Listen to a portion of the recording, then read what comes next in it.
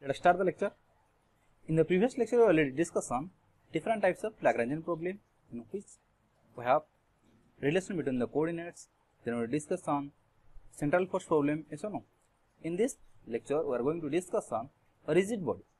If a rigid body concept is present in a Lagrangian problem, then how can we construct the Lagrangian, and from this Lagrangian, how can we find out the equation of motion? Okay. Why I take this rigid body? Because rigid body have basically we know two types of motion. One is translational motion and another one is rotational motion. So, I just write out this one. We have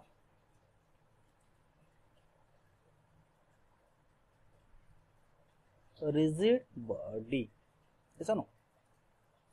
As I say, rigid body have two types of motion. One is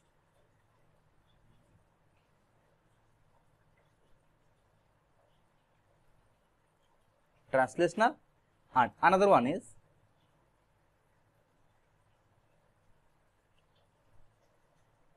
rotational. Then we have to find out the kinetic energy for both the cases. For first case, we have, let's suppose we have a flat surface here. Okay, on this flat surface we have a body having mass m present here, and this body moves with a velocity v, which is displaced through a distance r. So here we can write velocity v is equal to r dot. Yes or no? So we can write here t equal to half m v square. In place of v, we can write half m r dot square. Yes. Let this one is our T1. That is T1 is our kinetic energy for translational motion. Okay. Then we have to find the kinetic energy for rotational motion.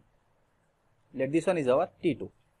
And the formula for kinetic energy in rotational motion is half I omega square. Then what is this I? Your I is equal to moment of inertia. Okay. And what is this moment of inertia? Actually, the role which is played by the mass in translational motion is equal to the role played by the moment of inertia in rotational motion. We can say mass is equivalent to moment of inertia. Okay. Then, and the formula for moment of inertia is m r perpendicular square. Then what is this r perpendicular? Actually, this r perpendicular is the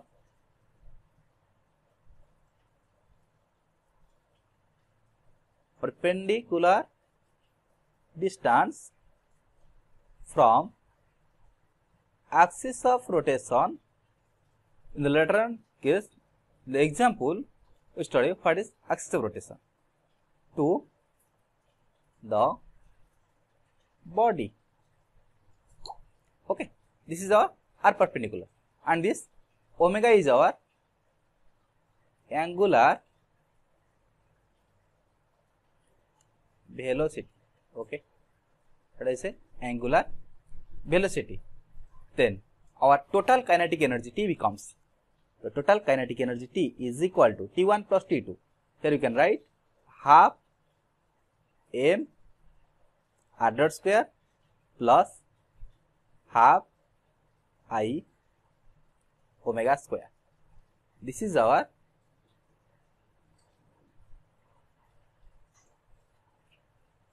kinetic energy. Using this kinetic energy, we have to construct the Lagrangian. Okay, and the potential energy is very easy. We know V equal to mgh. Okay, then let us take some example to understand this rigid body concept. Okay, let's see. Here you have three different problems. There are three different examples. Here you consider only the rotational case. We don't consider any translational case. Okay, let us see. Let us start from the first one. So you can see this is a concept of simple pendulum. Yes or no? Let us see. Here we have, let the axis passes through this point and perpendicular to the surface. Okay, what I say? The axis passes through this point let this point having name P and perpendicular to the surface. The body, this one is our body, which is at a distance L, yes or no? This one is the perpendicular distance. So here we can write R perpendicular is equal to L. That is the distance from the axis of rotation to the body, perpendicular distance. Okay. Here you can see the body rotates just like this.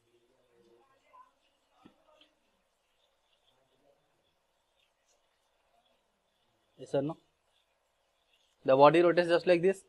So here the moment of inertia I becomes is equal to m r perpendicular square. This becomes, that implies I equal to m L square.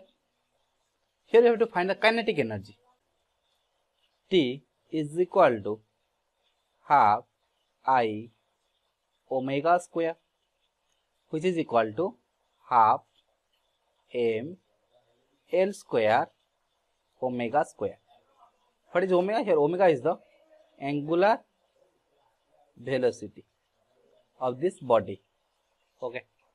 Then we have to find the kinetic energy for the second example. Let us see the second example. In the second example we have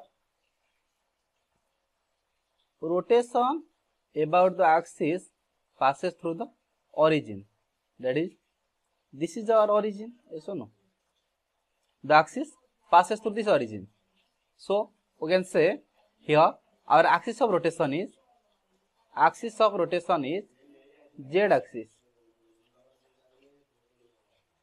Axis of rotation is z axis, and let this rod having length r, body moves just like this.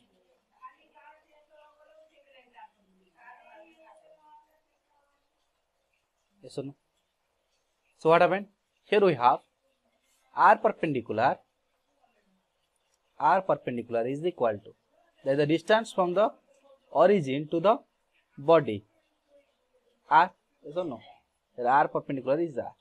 So our moment of inertia I becomes m r square, yes or no?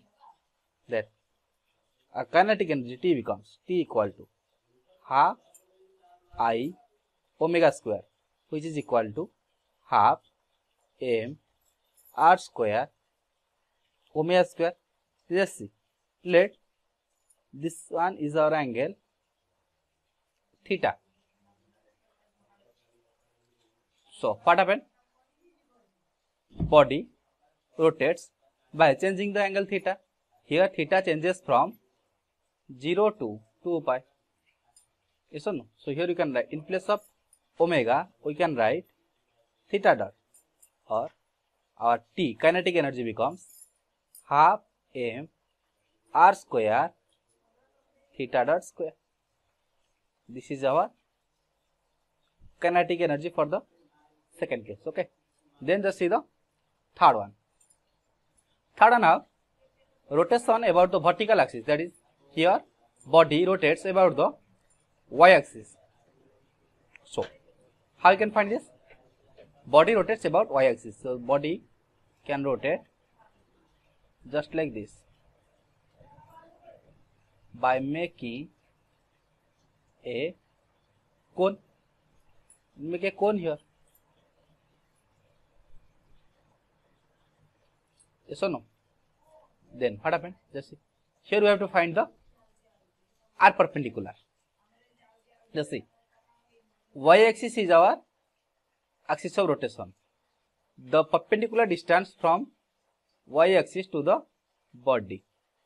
We have to find this distance. Then how you can find this?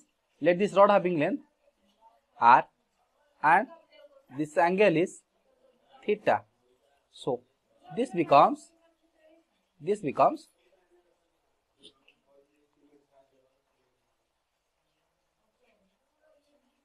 r sin theta Let this one is the point P, this is origin O, and the body is at a position Q, and this OP becomes R cos theta. So here we can write R perpendicular is equal to R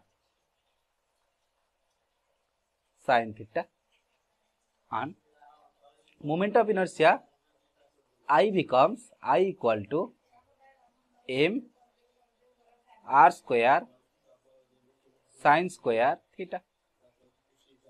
Then kinetic energy T becomes half m R square sin square theta omega square. This body rotates about the y-axis with angular velocity omega. Okay, and this one is our kinetic energy for the third case. This is all about the lecture. In the next lecture, we are going to discuss the problem related to this rigid body. Okay.